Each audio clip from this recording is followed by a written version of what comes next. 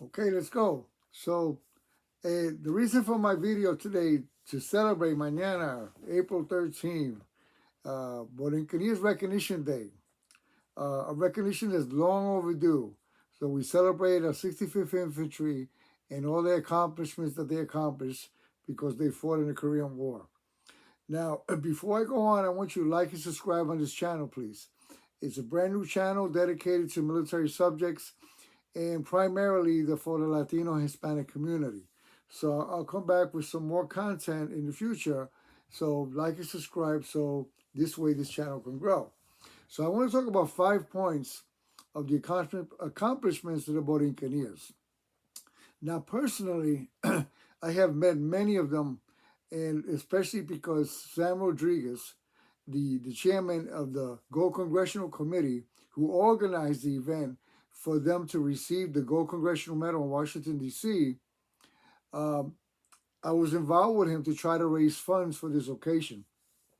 At that time, I was a salesman for Goya Foods, and because of my connection, I made the sales presentation to Goya to see if we can get the funds to buy the medals for the Borinqueneers and to pay for the event.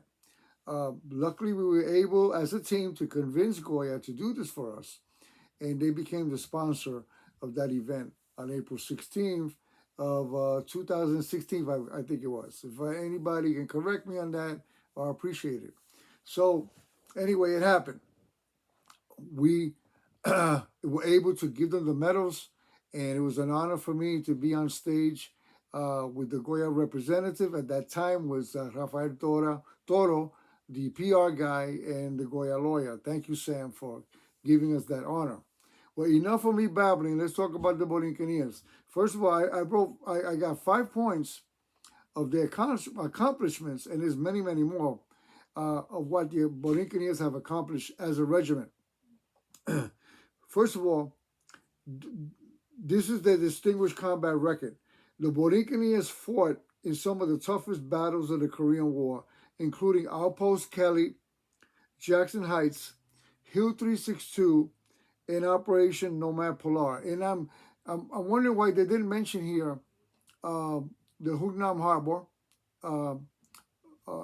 when they were the blocking force for the Marines to evacuate after the battle in the Chosin Reservoir, which the Marines were overwhelmed. The 7th Army Infantry Division was overwhelmed, and so was the 3rd. But they were the blocking force. The Puerto Ricans were actually the last ones to board that ship to evacuate Hungnam Harbor. Actually, the Puerto Ricans, that regiment, the 65th, was the ones that blew up the bridge to prevent the Chinese from overrunning that operation. And they were able to evacuate. They accomplished the mission. So they have numerous decorations for valor, 4 Distinguished Service Crosses. Doesn't count the Medal of Honor winners that the unit had. I believe it's 2 of them.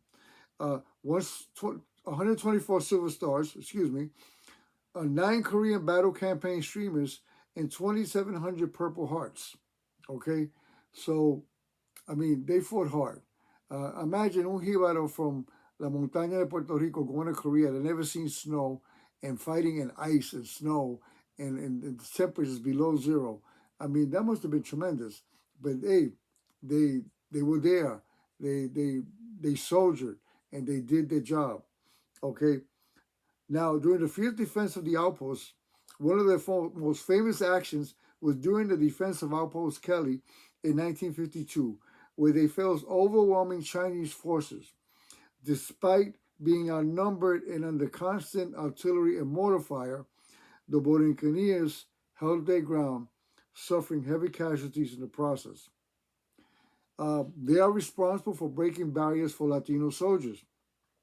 As a segregated Puerto Rican unit, their performance helped challenge racial prejudices in the military and prove the valor and capability of Latino soldiers on the global stage. Now, in the beginning, in history, especially during World War I and World War II, and even before that, the philosophy was that people of color were not capable soldiers, and they were hesitant to put people of color, the African American community, or the Latino community up in the front lines. They actually thought we couldn't fight. We proved them wrong.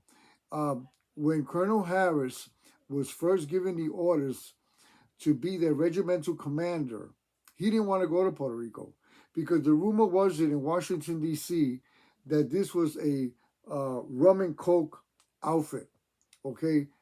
But as soon as he got to Puerto Rico and he's seen how the Borinqueneers train, como los puertorriqueños train, they soldiered. He changed his mind entirely. Even General MacArthur made a statement during the Korean War stating that he wished he had more soldiers like them, referring to the 65th. So that says a lot. Okay, now they received the Gold Congressional Medal in 2014. Okay, but the actual event was in 2016, which was signed by President Obama at that time. Now, the Gold Congressional Medal, as you know, is one of the highest medals that is given by Congress, awarded to military or civilian personnel that have done an outstanding job. With the Borinqueneers, you got the Navajo Code Talkers that got the Gold Congressional Medal. Oh my God, my mind went blank. Excuse me. The Navajo Code Talkers, the Muskegee Airmen. I could go on. And the thing is that there've been movies made on these units, and I'm waiting one day that somebody will make a movie on the Borinqueneers. So tomorrow, folks, is the day that we celebrate the Borinqueneers. You should be proud of that. You know, I sponsor a page called Reach Across Puerto Rico, and we follow the philosophy of Reach Across America, where their main teaching goal is to honor, remember, and teach. And I believe that we should do that for the Borinqueneers. You honor the 65th, okay? You remember their contributions and teach your kids and grandchildren about their contributions during the Korean War. A lot of people, especially in the Puerto Rican community, don't know anything about the 65th. I'm talking about the younger folks. And it is our responsibility that those who have served to teach them about what the Borinqueneers have accomplished. A segregated unit who were they were racially profiled. They faced many discrimination and prejudices, but they overcame that. They proved themselves on the battlefield. The Chinese were afraid of them and respected them. So tomorrow, April 13th, every year we celebrate the Borinqueneers, okay, Borinqueneers Day. Let me put it that way. So I hope that you share this page and tell others about tomorrow. And God bless everybody and take care. And I'll see you in the next video. Please like and subscribe. Thank you.